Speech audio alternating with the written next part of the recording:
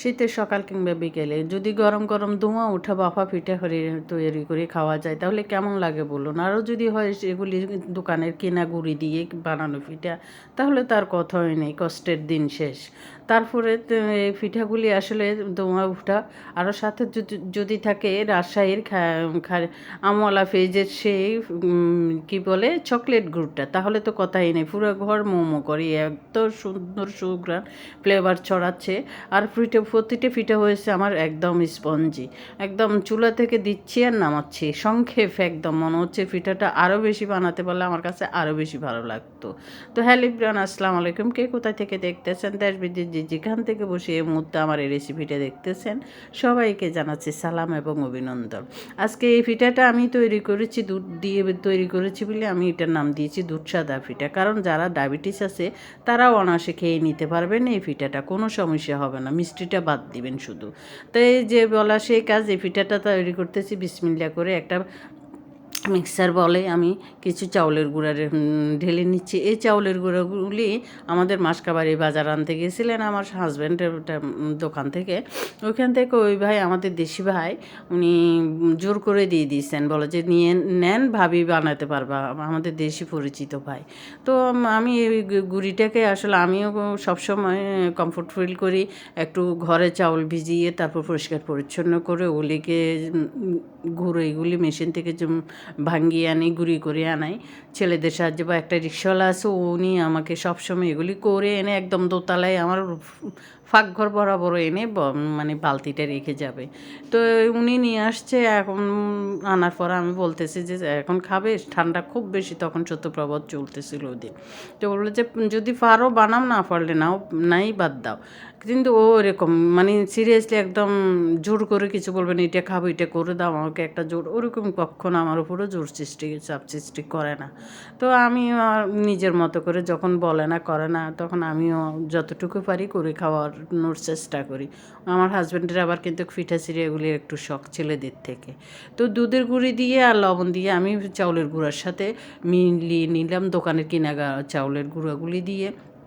এখন আমি ঘন করে রাখা গরুর দুধ ছিল ওগুলিকে একটু একটু করে দিয়ে দিচ্ছি বলতে এটা বেশি গরম না, সামান্য পরিমাণ কুসুম কুসুম গরম দুধটা আমার। তারপর এটা দিয়ে আমি মেখে ভাপা পিঠার জন্য একটা সুন্দর ডো রেডি করে নিব। এই পিঠাটা আমি সঙ্গে সঙ্গে বানানোর মতো না, মানে 5-6 ঘন্টা রেস্টে রাখার দরকার পড়বে না। তো এই যে দেখে বুঝতে পারতেছেন আমি মুট করে নিচ্ছি, এদিকে আবার মানে আঙ্গুল দিয়ে ডলা দিলে আবার এটা কিন্তু ভেঙে যাচ্ছে। তো একটু লবণটা চেক করে দেখলাম, দেখি যে না, সব ঠিকঠাক আছে আলহামদুলিল্লাহ।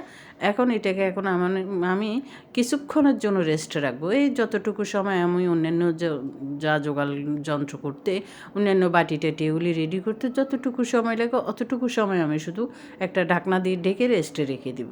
তো এক সাইডে রেখে দিলাম, আমার অন্যান্য জিনিসগুলি সব রেডি।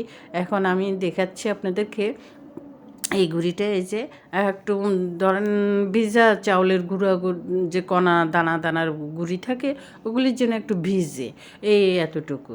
তো এইটাকে এখন আমি চেলে নিব। আমার কাছে ছোট চাকনিটা আছে, একটা বড় চাকনি ছিল, ওটা ভেঙে গেছে। এসএসের চাকনিটা আছে, এটা বড়। আমার বাসায় আসলে কোনো কাজকর্ম হলে তখন অনেক বেশি চা রান্না করতে, তখন আমি এই চা চাকনিটা ব্যবহার করি, মানে তাড়াতাড়ি কাজ করার জন্য, সংক্ষেপে করার জন্য। তো এইটার সাহায্যে এখন আমি চাউলের গুঁড়িগুলি সব চেলে নিচ্ছি।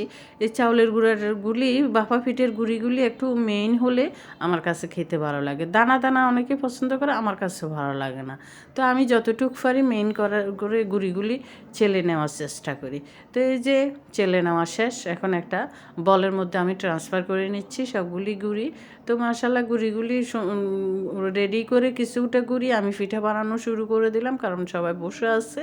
আর এদিকে ডাইনিং টেবিলের ওখানে বসে আছে, কেউ সোফায় বসে আছে, ঠান্ডা তো, ছেলে পড়তেছে আছে। তো এখন এই যে বলের মধ্যে এটা একটা আমার বাবা পিঠা বানানোর বাটি, এই বাটিটার মধ্যে আমি কিছু গুঁড়ি নিয়ে নিলাম। চেলে নেওয়া গুড়ি। আর এগুলি হচ্ছে চকলেট গুড়। চকলেট গুড় হয়তো দেখে বুঝতে পারতেছেন বেশ অর্ধেক খাওয়া হয়ে গেছে, অল্প আছে। আর এটা হচ্ছে বাটালিটা। বাটালিটা দিয়ে আমি পিঠাগুলি বানাবো। এটা হচ্ছে ঝোলা গুড়। ঝোলা গুড় আর একটা আছে যে ওইটা একটু ইয়ে হয়ে উঠছে, ওটাকে আমি আপনাদেরকে পরবর্তী দেখাবো। ওইটাও আমি রেডি করে নিয়েছি, চুলে জাল দিয়ে আর একটু ঘন করে নিয়েছি, মানে নষ্ট হারা করে নিয়েছি আর কি। কারণ ঝোলা গুড়টা বেশি বেশি ঝোলা হলে থাকতে চায় না, ওটা নষ্ট হয়ে যায়। ওটা হয়তো আপনারা দেখেছেন, আমি রিভিউ দেওয়ার সময় বলেছি ওটা আমরা কি বলি বরিয়া মিঠা বলে থাকি, ওরকম থেকে আরেকটু গাঢ় ছিল। তারপর আমি নষ্টহারা করে তারপর এটার নিয়েছি। তো এখন আমার পিঠাটা বানানোর জন্য আমি একটা এটা যে মশলার ইয়ে আছে, হ্যাঁ, গ্রেট করার, ওইটা দিয়ে আমি মিঠাটা এখানে দিব কিছু পরিমাণ। প্রথমে নারকেল দিয়ে দিলাম গুঁড়িগুলির উপরে। এই প্রয়োজন করা নারকেল ছিল, ওগুলো আগে বাইর করে রেখেছিলাম। আমার কাছে আসলে সব কিছু আমি সংক্ষেপে করার জন্য সব কিছু যতটুকু পারি কাজকর্ম একটু গুছিয়ে রাখার চেষ্টা করি, কারণ এই যে আমি সব কাজ করতে পারি না, হেল্পিং হ্যান্ডের প্রয়োজন হয়, ওর সাহায্য ছাড়া আসলে আমি চলতে পারবো না। ওকে সব কিছু রেডি করে রাখে, আমিও সব কিছু এরকম গোছগাছ করে রাখি। আর বানাতেও বেশি সময় লাগে না, আলসি লাগে না। তো এই যে গ্রেটের সাহায্যে আমি বাটালি যে মিঠাটা আছে ওইখান থেকে একটু গ্রেট করে দিচ্ছি। এইভাবে দিলে কিন্তু আমার কাছে সংক্ষেপ মনে হয়। ওইরকম আগের বাগে গ্রেট করে রেখে ওখান থেকে হাত দিয়ে দেওয়া টেওয়া ওগুলো আবার বিছাই দেওয়া আরেক ঝামেলা, তার থেকে একদম সংক্ষেপে এভাবে হয়ে যায়। তো এখন আর একটু গুঁড়ি দিয়ে চেপে দিচ্ছি, আলতো হাতে চেপে দিচ্ছি। চাপানোটা যেন বেশি না হয়, একদম বেশি শক্ত হাতে চাপাতে গেলে পিঠাগুলি সহজে হবে না, একটু দেরি হবে।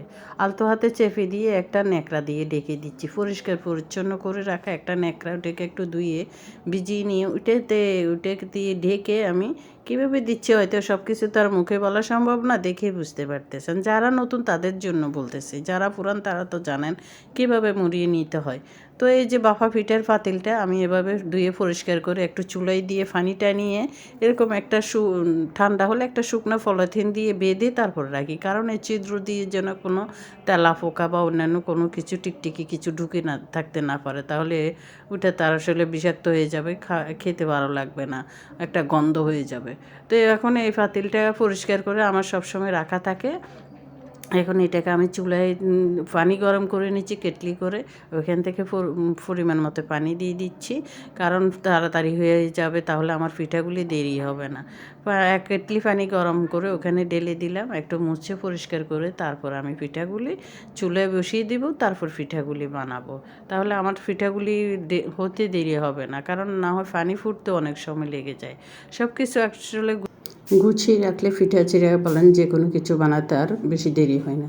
তো এখন আমি পিঠার বাটিটা ওই পাতিলের মধ্যে, বাফা পিঠার পাতিলের মধ্যে একটা ন্যাকড়ার সাহায্যে এভাবে দিয়ে দিচ্ছি। এভাবে দিয়ে আমার পানিটাও ফুটে গেছে, দিয়ে এটা একটা ন্যাকড়া দিয়ে এটা একটা পরিষ্কার সাদা ন্যাকড়া, এটা দিয়ে আমি পিঠাটা ঢেকে তারপর একটা বরুণার সাহায্যে ঢেকে দিচ্ছি।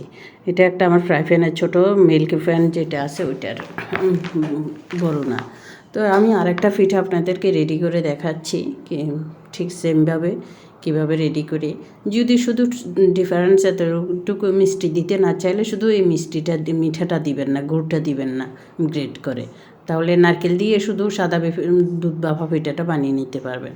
আর যদি মিষ্টি খেতে চান তাহলে এভাবে একটু গ্রেট করে মিষ্টি দিয়ে দিবেন, মিঠা দিয়ে দিবেন। কেউ হাত দিয়ে দেয়, আমার কাছে মনে হচ্ছে এটাই সংক্ষেপ এবং তাড়াতাড়ি হচ্ছে, এত ঝামেলা করার কিছু থাকে না। তো এটাও একটু রেডি করে নিলাম, তারপর এটা আরও কিছু গুড় দিয়ে এক সাইডে রেখে দিব। এটা করতে করতে এদিকে কিন্তু আমার ওই পিঠাটা রেডি হয়ে যাচ্ছে। আমি এইভাবে শুধু পিঠাগুলি একটা রেডি করতেছি আর একটা হয়ে যাচ্ছে। তো এই যে দেখতে পাচ্তেছেন আমার পিঠাটা কিন্তু হয়ে গেছে মাশাল্লাহ। আমি এখন এই পিঠাটা চুলা থেকে নামিয়ে আরেকটা পিঠা বসিয়ে দেবো পাতিলের মুখের মধ্যে। তাহলে এভাবে আমার প্রতিটা পিঠা চটফট হয়ে যাচ্ছে, দেখে বুঝতে পারতেছেন। আর আমি পিঠাগুলি একটু জাম্বো সাইজের বানাচ্ছি, কারণ আমার কাছে তাড়াতাড়ি করতে পারলে মনে হচ্ছে একটু শান্তি দিয়ে আস্তে ধীরে কাজ করবো, এগুলি আমার পোষায় না ভাই। আমি ঝটফট কাজ করি, যা করি। তো এই যে আমি একটু বড় বড় করে দিতেছি, আপনারা ইচ্ছা করলে আর একটু ছোটো আকৃতিরও দিতে পারেন, ছোটো যে ছোটো যে দানিগুলি আছে ফিটা দানি ওগুলি করতে পারেন। মাটির দানিও আছে আমার কাছে, বাটি বলি, সিলভারের বাটিও আছে। তো আমার কাছে এটা দিয়ে করতে বেশি ভালো লাগে। তো এই যে হয়ে গেছে আমার পিঠা। এভাবে আমি প্রতিটা পিঠা শুধু একটা রেডি করতেছি আর একটা চুলা থেকে নামাচ্ছি। একটা রেডি করতে করতে আমার আর একটা পিঠা হয়ে যাচ্ছে। তো আমি আসলে ওই পিঠাগুলি বানাতে আমার মনে হয় আধা ঘন্টাও লাগে না, লাস্টে যখন চুলায় দিচ্ছি এত জটফট হয়ে যাচ্ছিলো। তো গরম গরম সবাই রাত্রের বেলা, তখন প্রায় রাত্রের বেলা খেয়ে নিল, ছেলে এবং আমার হাজব্যান্ড সবাই খেয়ে নিল। সবাই খেয়ে অনেক খুশি, কারণ ওদিন আর কেউ ভাতও খায়নি এই পিঠাগুলি খেয়ে। কেউ একটা খাইছে, কেউ দুইটা খাইছে। পিঠাগুলি বড়ই তো, বেশি খাওয়ার দরকার পড়ে না। তো এরকম আপনারাও বানিয়ে সকাল কিংবা রাত্রে ফ্যামিলি সবাইকে নিয়ে তৈরি করে খাবেন। আসলে একটু আলসি ভাঙিয়ে যদি আমরা তৈরি করি তাহলে ফ্যামিলির সবাই খেতে পারে, সন্তানেরা, স্বামী সন্তান পরিবারের সবাই।